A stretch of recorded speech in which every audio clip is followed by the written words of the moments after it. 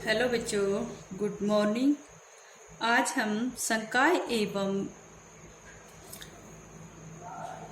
विषयों की समझ वाले पेपर में एक अन्य विधि का अध्ययन करेंगे। दो विधियों के बारे में हमने अध्ययन कर लिया है, जिसमें पहली है व्याख्यान, दूसरी है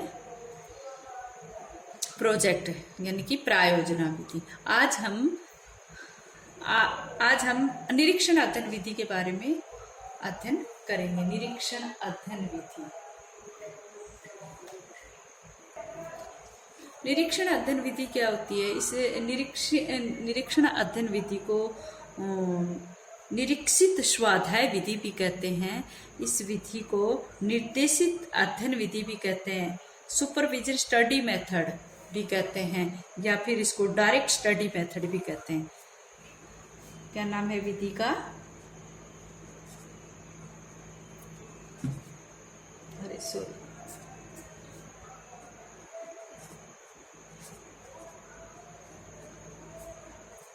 निरीक्षण अध्ययन विधि।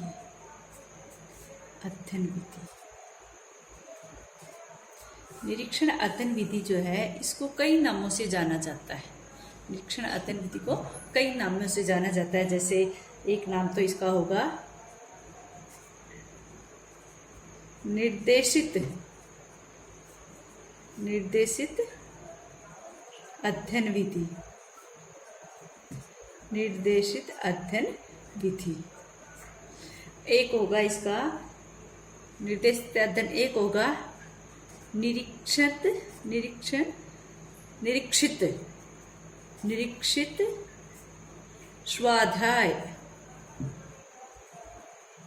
निरीक्षित स्वाध्याय विधि। एक नाम इसका होगा पर्यवेक्षित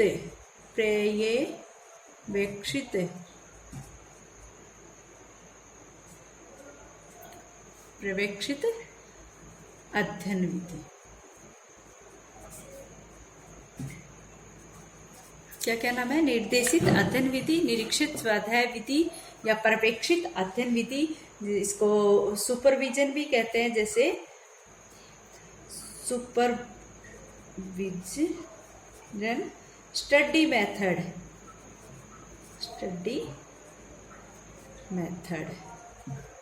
या फिर इसको एक नाम और भी है, जैसे निर्देशित को क्या कहते हैं? Direct study method.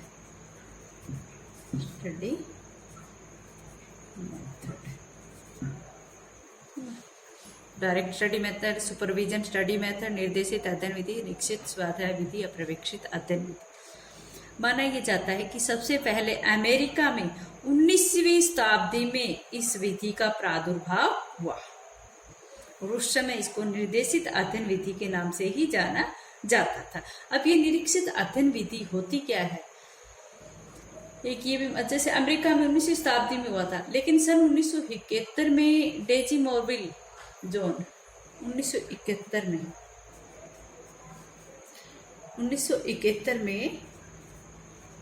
डेजी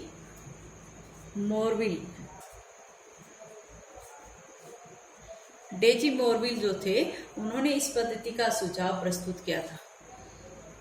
सबसे पहले इन्होंने इसका सुझाव प्रस्तुत किया था, और फिर इसी में ये भी माना जाता है कि जो बौद्ध स्तर की जो इसमें बात की थी, वो किसने की थी? मॉरिसन ने की थी। भाई ये तो डेजी मॉर्विल जोन भी लगता है इनके, डेजी मॉर्विल जोन, इन्होंने किया था, इसका सुझाव दिया था।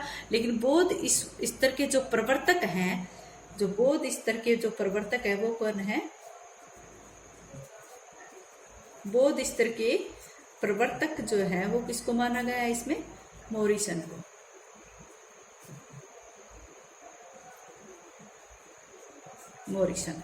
ठीक है, मॉरिसन को माना जाता है। अब आ जाओ बेटा कि ये होती क्या है। 19वीं शताब्दी से प्रारंभ है ये। 19वीं शताब्दी में अमेरिका में सबसे पहले 19वीं शताब्दी में सबसे पहले अमेरिका में जिसमें जो डेजी मोरविल था, इसने तो इसको प्रस्तुत किया था, लेकिन बौद्ध स्तर के प्रवर्तक के रूप में हम मॉरिसन को ही निरीक्षित अध्ययन विधि का प्रवर्तक मानते हैं। अब ये पद्धति होती क्या है, जैसे इसके नाम से ही प्रकट है, निर्देश देता है। कौन देता है? अध्यापक देता है।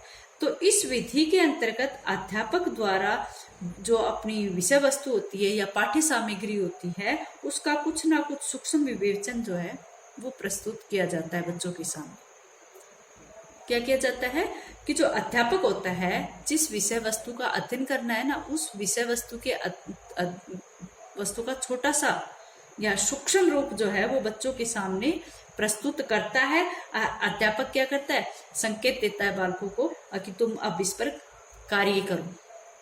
भी कोई भी कार्य करने के लिए उनको दे दिया जाता है कि आप इसका अध्ययन करो और इसके ऊपर अपने विचार लिखो, या इस समस्या का समाधान आप किस तरह से करोगे, इस तरह से वो बच्चों को कार्य करने के लिए दे देगा। और समय समय पर अध्यापक क्या करेगा? बच्चों का निरीक्षण करेगा। यहाँ पर या तो बच्चों को, जो सामान्य स्तर के बच्चे, अगर कक्षा में एक ही IQ वाले बच्चे हैं तो उनको एक ही समस्या का समाधान करने के लिए दे दिया जाता है। लेकिन अगर कक्षा में मानसिक स्तर के रूप में देखें तो कुछ बच्चे क्या रहते हैं? कुछ सामान्य से ऊपर रहते हैं, कुछ सामान्य होते हैं, कुछ सामान्य से नीचे भी रहते हैं। कितने स्तर के बच्चे पाए जाते हैं कक्षा में? 3 स्तर के बच्चे पाए जाते हैं। 3 स्तर के। जैसे सबसे पहले कौन से होते हैं? सामान्य से अच्छे, और दूसरे होते हैं सामान्य। और तीसरी प्रकार के बच्चे कौन होते हैं? सामान्य से नीचे। 3 तरह के बच्चे पाए जाते हैं। अब तीनों तरह के बच्चों को अध्यापक क्या करता है? अध्यापक उन विद्यार्थियों को डिवाइड कर देता है। उनके मानसिक स्तर के अनुसार अध्यापक उनको कार्य देता है। 3 स्तर बना देता है और तीनों को अपने मानसिक स्तर या उनकी क्षमता या उनकी योग्यता के अनुसार उनको टॉपिक दे देता है। जैसे अगर हम कहें कि भाई जो सामान्य से अच्छे हैं, उन बच्चों के लिए थोड़ा टिपिकल होगा, इनके पास नॉर्मल होगा, और इनको इससे थोड़ा कम कठिन, ठीक है, वो कार्य इनको दे दिया जाए। अगर हम कहें कि जैसे कि राष्ट्रपति का चुनाव प्रणाली है, उसके बारे में अध्यापक इस कक्षा में बच्चों से अध्ययन करवाएगा, तो जो न्यूनतम बच्चे हैं उनको अध्यापक क्या करेगा? जो न्यूनतम कार्य करने वाले हैं, जैसे ये न्यूनतम कार्य कर रही है, बच्चे सामान्य से नीचे, तो इन बच्चों को कार्य करने के लिए अध्यापक क्या कहेगा कि तुम राष्ट्रपति के जो पद की जो योग्यताएं हैं, राष्ट्रपति पद के लिए जो योग्यताएं हैं होती हैं, उनका अध्ययन करो और उनके बारे में पाठ्य पुस्तिका में लिखो। ठीक है, राष्ट्रपति की जो चुनाव प्रक्रिया है उसके बारे में अगर अध्यापक पढ़ा रहा है तो सामान्य से नीचे जो विद्यार्थी उनको क्या कहेंगे कि तुम राष्ट्रपति के पद हेतु जो उम्मीदवार की जो योग्यताएं होती है उनके बारे में अध्ययन करो और अपनी पाठ्य पुस्तक में लिखो। फिर जो सामान्य कार्य करने वाले उन विद्यार्थियों को क्या कहेंगे कि तुम राष्ट्रपति की जो अधिकार और कर्तव्य, अधिकार व जो उनके कर्तव्य हैं उनके बारे में अध्ययन करो और उनको लिखो। ठीक है, ये सामान्य बच्चों के सामने ये क्या अधिकार एवं कर्तव्यों के बारे में पढ़ो और अपनी उत्तर पुस्तिका में लिखो, अपनी पाठ्य पुस्तिका में उसको लिखो। फिर तीसरी प्रकार के जो बच्चे होते हैं उनको ये कह दिया जाए कि भाई राष्ट्रपति की जो चुनाव प्रणाली है उसका अध्ययन करो, यानी कि चुनाव प्रक्रिया जो है, चुनाव प्रक्रिया का अध्ययन करो और उसके बारे में कोई न कोई उदाहरण प्रस्तुत करके अपनी उत्तर पुस्तिका में लिखो या व्यवहारिक प्रदर्शन करके दिखाओ। तो इसका मतलब क्या है कि यहाँ पर सामान्य से नीचे बच्चों को उनकी क्षमता के अनुसार कार्य दिया गया है और यहाँ पर सामान्य वालों को और यहाँ पर जो प्रतिभाशाली बच्चे होते हैं उनको यहाँ पर टिपिकल कार्य दिया जाता है। इस प्रकार से अध्यापक क्या करता है, कक्षा के 3 ग्रुप बनाता है। तीनों ग्रुपों में उनकी योग्यता, उनकी क्षमता के अनुसार कार्यों को भी डिवाइड कर देता है और बच्चे अपने अपने कार्य को इसी प्रकार से करते हैं। यहाँ पर जो अध्यापक का कार्य है इस विधि में सबसे पहले हम कहेंगे जो अध्यापक है वो अपनी पूर्ण देख रेख के अंतर्गत कार्य करवाता है। इसी कारण से इसे पर्यवेक्षित अध्ययन विधि भी कहा जाता है। अध्यापक के देख रेख में कार्य होता है तो पर्यवेक्षित अध्ययन विधि इसलिए कहा गया होता है। इसमें विद्यार्थियों को जो है उनको या तो व्यक्तिगत रूप से या मानसिक स्तर के रूप में उनको समूह में बांट दिया जाता है और कार्य करवाया जाता है। अध्यापक बच्चों को थोड़ी सी गाइडलाइन देता है, यानी कि पाठ्य जो विषय वस्तु है उसका सूक्ष्म वर्णन अध्यापक बच्चों के सामने करता है और बच्चों को अपना अपना कार्य करने के लिए सौंप देता है। और जब भी बच्चों को बीच में कोई कठिनाई आती है, कोई भी शंका होती है, तो अध्यापक के बच्चे जो है वो अध्यापक को बताएंगे और अध्यापक फिर उनका मार्गदर्शन करेगा। इस तरह से पूरी समस्या का समाधान या फिर पूरे टॉपिक का अध्ययन इसी प्रकार से करवाया जाता है। ठीक है, अब कुछ परिभाषाएं हैं इनके बारे में, तो जो मैं आपके पास नोट्स के माध्यम से भेज दूंगी। ठीक है, अच्छा बच्चों, आज इतना ही, आगे कल कर